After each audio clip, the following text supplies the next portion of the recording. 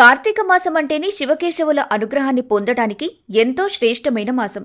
ఈ మాసంలో చేసే ప్రతి పూజ, ధర్మకార్యం అపారమైన పుణ్యాన్ని ఇస్తుంది. ముఖ్యంగా కార్తీక పౌర్ణమి రోజున లేదా ఈ మాసంలో వచ్చే శుభదినాల్లో శ్రీ సత్యనారాయణ స్వామి వ్రతం చేస్తే అద్భుతమైన ఫలితాలు లభిస్తాయని పండితులు చెబుతున్నారు. మరి ఈ వ్రతం ఎందుకు చేయాలి? దీన్ని ఆచరించడానికి సరైన విధానమేంటి? ఈ వీడియోలో తెలుసుకుందాం. కార్తీక మాసంలో దీపారాధన చేసేటప్పుడు కొన్ని నియమాలు తప్పక పాటించాలి. కార్తీక దీపంలో ఒక ఒత్తిని ఉపయోగించకూడదు. కనీసం 2 ఒత్తులు కలిపి లేదా 3 ఒత్తులు కలిపి వేయటం శ్రేయస్కరం. ఈ ఒత్తులను తామరనార, అరటినార వంటి పవిత్రమైన వాటిని ఉపయోగించాలి. ఈ మాసంలో చేసే అభిషేకాలు, బిల్వార్చన, స్తోత్ర పారాయణాలు, శివనామ స్మరణలు ఎంతో మేలు చేస్తాయి. కార్తీక మాసంలో ఈ వ్రతం చేయటం అత్యంత శుభప్రదం. ఈ మాసంలో వచ్చే ఏకాదశి, పౌర్ణమి రోజుల్లో లేదా ఏదైనా ఇతర శుభదినాన ఈ వ్రతాన్ని ఆచరించొచ్చు. ఈ వ్రతం భక్తి శ్రద్ధలతో ఆచరించడం ద్వారా ఆయురారోగ్యాలతో పాటు అష్టైశ్వర్యాలు కలుగుతాయి. దారిద్ర్యం తొలగిపోయి జీవితంలో ధనధాన్యాలకు లోటుండదు.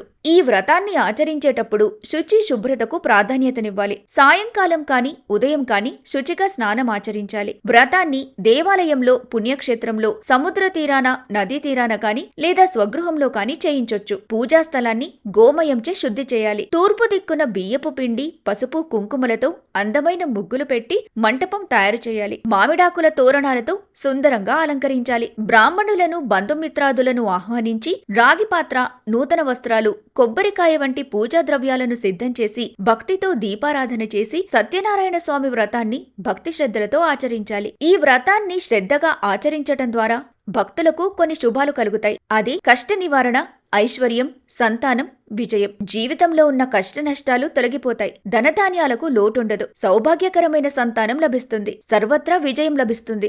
మాఘ, వైశాఖ, కార్తీక మాసాల్లో లేదా ఏదైనా శుభదినాన ఈ వ్రతాన్ని ఆచరించటం చాలా మంచిది. దారిద్ర్యం తొలగిపోవాలంటే శ్రీ సత్యనారాయణ స్వామి వ్రతాన్ని ఆచరించటం ఒక్కటే మార్గం.